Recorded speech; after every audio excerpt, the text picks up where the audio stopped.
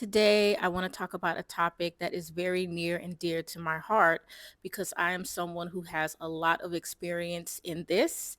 And I know many young women are on the same journey. So, while I show you what me and hubby did over the weekend while he had a lot of time off, I'm going to talk about the show Indian Matchmaker, and I'm going to relate it to all of our lives as women because it's important for you to understand that everyone will not accept you. Everyone will not think you're beautiful. You will not have enough education for everyone. You will not have the cultural upbringing that everyone is looking for. And I think a lot of misguided young people are delusional about their expectations when it comes to love, success, and even career sometimes. So, Seema Tamperia is also known as Seema Auntie. I love her. She is a Mumbai-based matchmaker who rose to fame through the Netflix reality show Indian Matchmaker. And me and hubby have watched every season together. We binge watch it.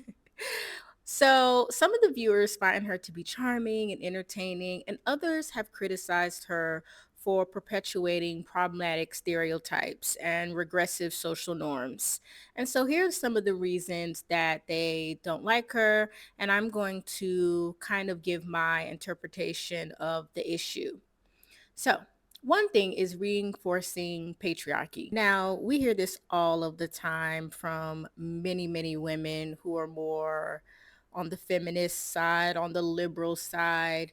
But the truth of the matter is, in the Indian culture, you know, a lot of gender roles and patriarchal norms are reinforced. The Indian population is dominant worldwide, but there are a lot of Indians even here in the Middle East. And these are educated women. These are nurses, doctors, engineers. I mean, there are many women who have careers and they're educated, but they also do have those family values. That's never stripped from them. And I find it interesting that people want to criticize her for what other people want. You know, she's just doing a service. I think we need to disconnect from our personal feelings and understand that this is a business. And because we have so much emotionalism in today's society, we don't get to have these conversations that kind of break down that, look, it is what it is. The people from these families want what they want. Could you please explain what Indian caste system is? You have Brahmins, Kshatriyas, Vaishyas, Shudras, and Panchamas. Panchamas were also known as Dalits in today's language. And then each of these has a series of subgroups which are again in a hierarchical. And I think young women need to understand this right now. There are certain societies that you are never going to be able to infiltrate. You're not going to be able to just walk into educated spaces, elite spaces, and find a billionaire. First of all, there aren't many men of that status. Second of all, it goes deeper than just, oh, I love you. I'm sexually attracted to you. So let's get married. You know, I know when I was young, physical attraction was probably the only thing I was thinking about when I first met my husband. But I also have a family. And I knew how I was raised and what type of man I wanted. I needed a man who shared my religion. I needed a man who was going to be faithful, loyal, loving, dedicated, be able to stick it out through the good and the bad. And I needed to be able to be that for him. And I needed to be a wife. And he needed to be a husband. And thank God I chose right. And I was picked by someone who truly, truly desired me and loves me. And there's more to just, I will date anybody. Everybody doesn't move by that code. So when you understand this, you could use your skills, beauty, charm, and you're not going to wander through the world crying because people do not accept you because you don't fit into a certain standard or a certain social group.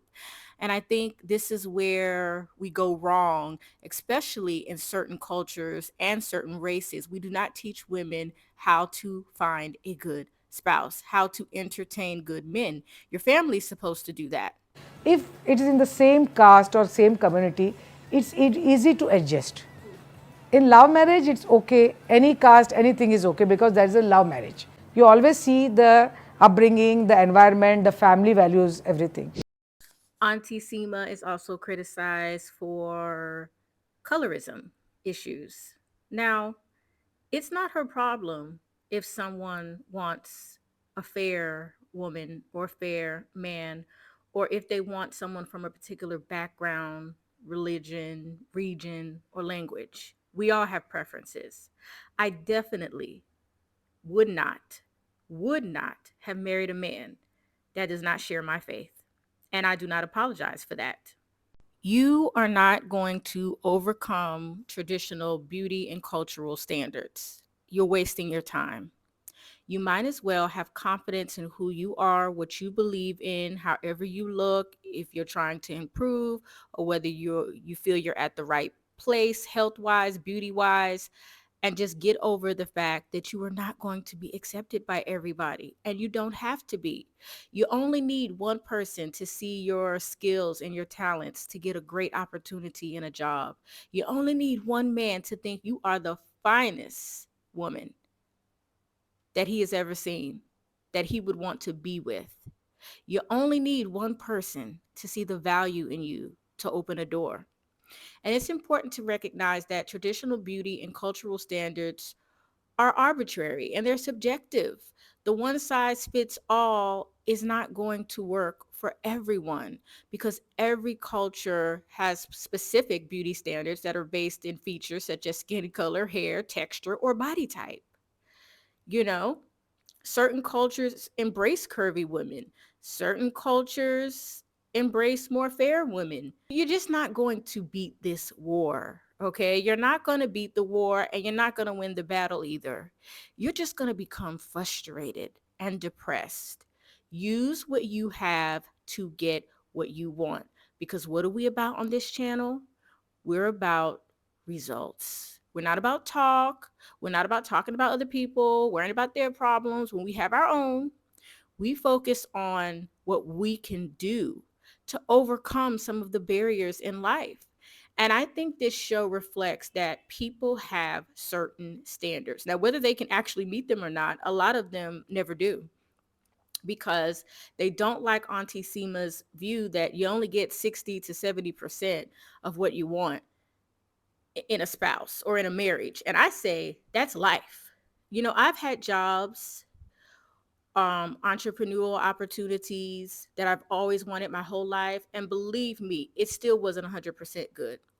There is nothing in this world that is all gold. You're always going to have something you don't like.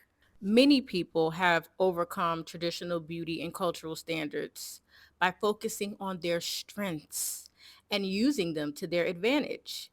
We see this in the media with celebrities. We see this with normal, everyday people who've come from certain backgrounds. They fought, they worked hard. I remember when Lupita Nyong'o, I believe that's her name, you know, embraced her dark skin and her natural hair, and she became a role model for many women who may not fit into traditional beauty standards. And I'm sure that she has a list of high quality guys who date her, and hopefully that will lead to whatever she wants. I don't know if she wants marriage or not. I don't really care, but she could get that, okay, despite men on the internet talking about she's ugly, you know? You are never going to change the biases that people may hold against you because of your cultural upbringing, your education, or your beauty.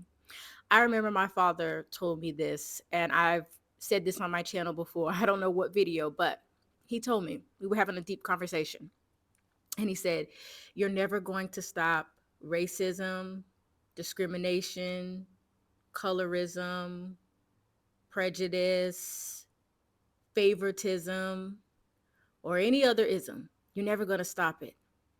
You must learn how to adjust. And there's always going to be people who have these high standards, supposedly, you know, they have these specific preferences. And the only thing we're going to ask them is, can you actually get what you want? And there are going to be people like me and my husband who are going to have preferences for who we choose to marry because we want to share the same values. But in arranged marriage, I'm talking about that. In arranged marriage, same community, same thinking, same culture, same food, and same mentality. It changes from caste to caste. So, to put it simply, people want what they want. Start right now making that decision for yourself. If the same caste is there, then it is easy for a girl or a boy to adjust in that. But it's all personal. So there are no comments on this. So, as I close this video, I just thought it was interesting to talk about this series and how many of us can relate to aspects of it. Of course, there are many things that Auntie Sema does in her culture that I do not participate in, like card reading and face reading. Like, that's interesting, but that goes against my belief system. So, I'm not into that. But when it comes to the family values and the background, I don't think the criticism is warranted at all because every single one of us have preferences and standards, values, and belief systems. And we want someone in our life that is going to match up with those things.